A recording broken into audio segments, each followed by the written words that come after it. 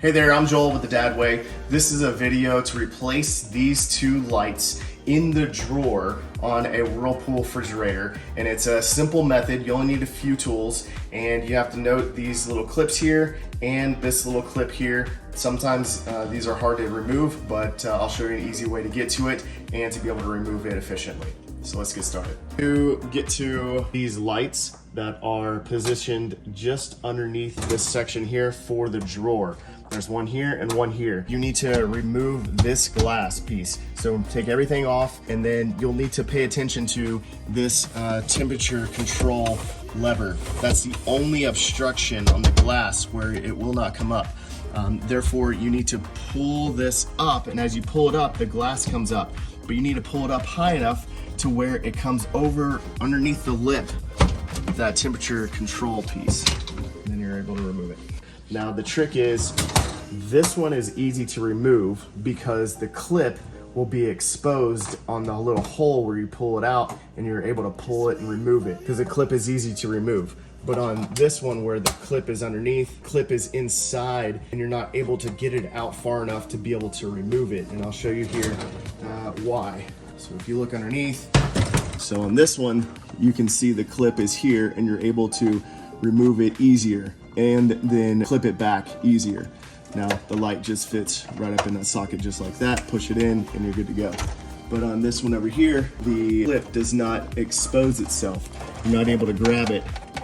You have to put your finger on it on the inside, and it's like right here, and so it does not expose, so you're not able to grab it and clip it back easier. Your fingers can't get in there. So whenever you remove the glass from the inside, then you have the option to open this up. You want to come all the way in. So you'll essentially come all the way in, lift this flap up. It's going to be in this little hole here, but you'll have to push in this side and push in that side simultaneously. Sometimes you can use a tool like this to get underneath that lip and then push and then try to get it to come out as well. So this may help. But it's designed just to stay in there easily. You can push this up, and then you can get to the clip. As you can see, you can get to the clip, open it up, and then put the new one on. You have two hands you can work with. Put it back in here, and then it will fit back through the hole for you to properly mount, or you properly mount it right back in the hole. Now that this has been replaced, I plugged this one in, and it didn't work because this one was not plugged in. And that's okay because it didn't complete the circuit. So even though this one doesn't work first being plugged in, that's okay. Plug both of them in to see that they work because it needs to complete the circuit. But now that both plugged in correctly, they're both working, they're both on, I'm able to set them in. So it's literally just setting them in, and they're ready. Now we can put all the glass back and put the drawer back. And we're done. Okay, whenever you're putting the glass back in, you don't have to lift this up as high to get it underneath the temperature control level arm. You'll note in the back that it has a little lip.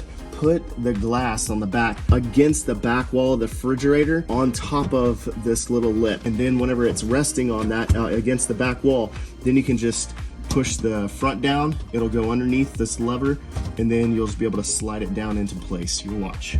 Putting it on the back wall, it rests right underneath the lip here, and it rests on the sides, and then you can just move it forward and it sits into place.